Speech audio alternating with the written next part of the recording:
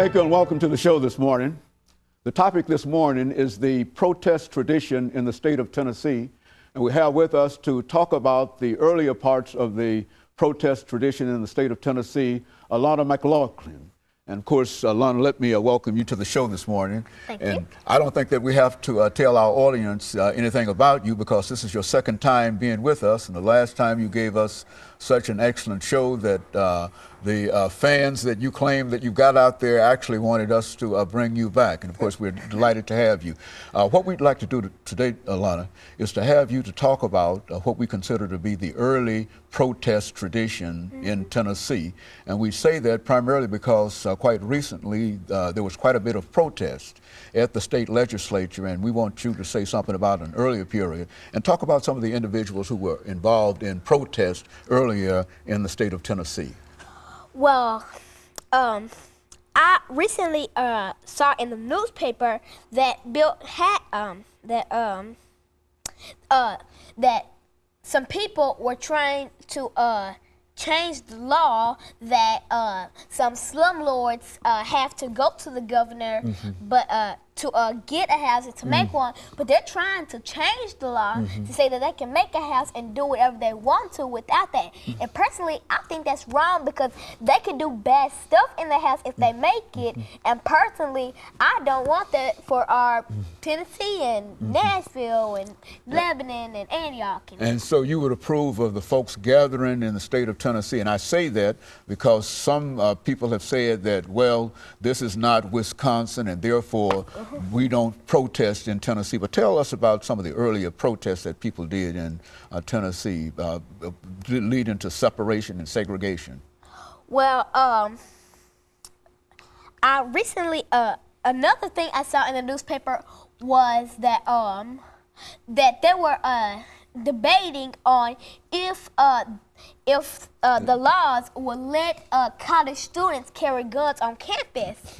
And I don't really think they should do that. You don't like that law? No, I do not. Why would you oppose that? Because personally, if somebody was carrying a gun on them and maybe they were a heavy drinker, maybe they got mad for some unknown reason, and maybe they shot somebody, and that would be trouble for them, it would be trouble for the victim, and it would be trouble for Nashville, because that would start spreading from everywhere on. And so you're against having weapons on college campuses, and I think that that's a good position and a good sound position to take. But if it's if it's self-defense, I would approve that. But if it's for bad use, I would not approve it.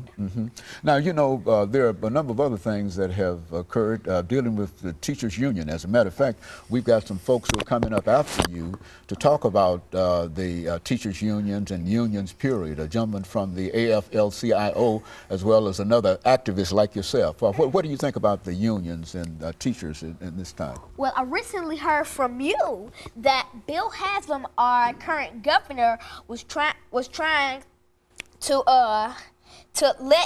pay teachers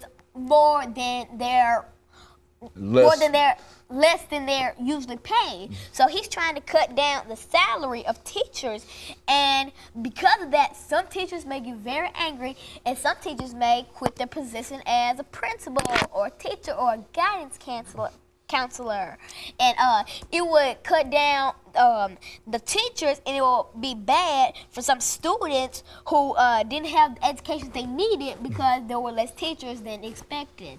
Now, you're big on this education as an activist, and people often say that perhaps that little girl, 8 years old, might not be able to read. Why don't you tell me something about your reading experiences to dispel that idea that somebody else is giving you information?